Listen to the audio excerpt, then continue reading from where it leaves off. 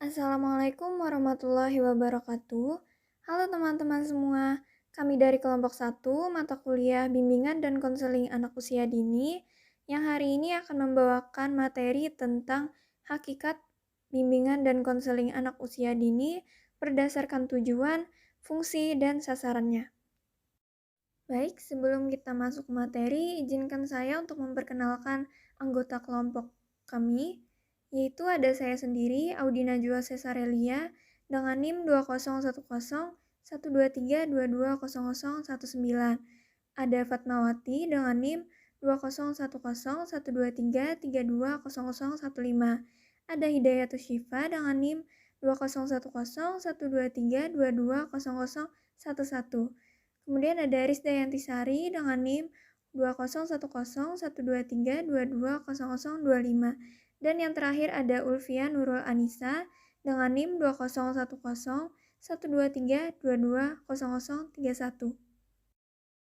Nah, materi yang pertama itu ada konsep bimbingan dan konseling anak usia dini yang akan dibacakan oleh rekan kelompok saya. Konsep bimbingan dan konseling anak usia dini. Bimbingan dalam anak usia dini merupakan upaya bantuan oleh guru atau petugas lain kepada anak didik untuk memperhatikan adanya hambatan anak dalam mencapai perkembangan optimalnya yang diutamakan yaitu upaya pencegahan. Tujuan umum bimbingan dan konseling pada anak usia dini yaitu untuk membantu anak agar mengenali diri dan lingkungan sekitarnya melalui tahap peralihan dari kehidupan rumah menuju lingkungan sekolah. Selain itu juga untuk membantu orang tua dalam mengerti, memahami, serta menerima anak sebagai individu, mengatasi gangguan emosi anak dan kesehatan, serta memilih sekolah yang sesuai dengan tahap kemampuan anak. Hakikat bimbingan dan konseling anak usia dini. Bimbingan merupakan proses yang menyatu dalam semua kegiatan pendidikan. Kegiatan bimbingan mencakup seluruh kemampuan perkembangan individu yang meliputi sosial, emosional, motorik kasar, motorik halus, visual pendengaran, serta bahasa dan kognitif. Bimbingan harus dimulai dengan mengenal atau mengidentifikasi kebutuhan anak. Bimbingan juga harus luas atau fleksibel sesuai dengan tingkat perkembangan anak usia dini. Dalam kegiatan bimbingan, hendaknya orang tua diikutsertakan agar mereka dapat mengikuti perkembangan anak baik di sekolah maupun di rumah. Bimbingan dilakukan seoptimal mungkin, bila perlu dikonsultasikan kepada kepala sekolah maupun tenaga ahli jika dibutuhkan. Adapun ruang lingkup bimbingan konseling anak usia dini yaitu yang pertama ada bimbingan pribadi sosial dan yang kedua ada bimbingan belajar.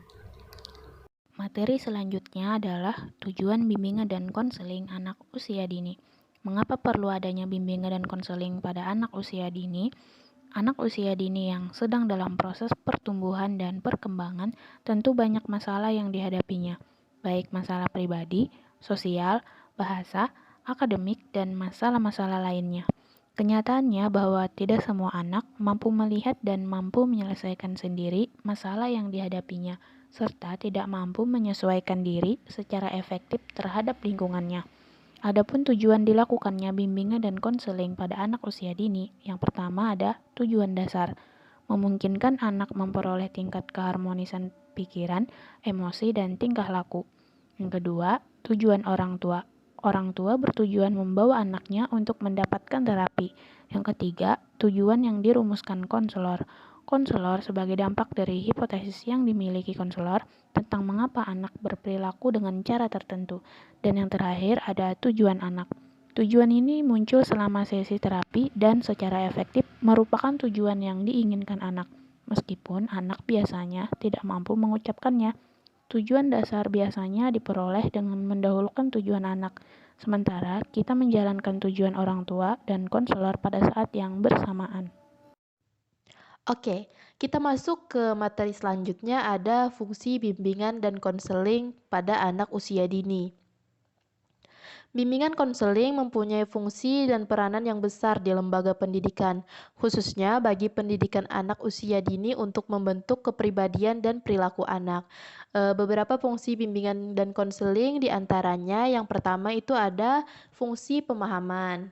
Fungsi pemahaman yaitu bimbingan konseling yang akan menghasilkan pemahaman bagi anak tentang bagaimana dirinya dan bagaimana lingkungannya. Lalu yang kedua itu ada fungsi pencegahan.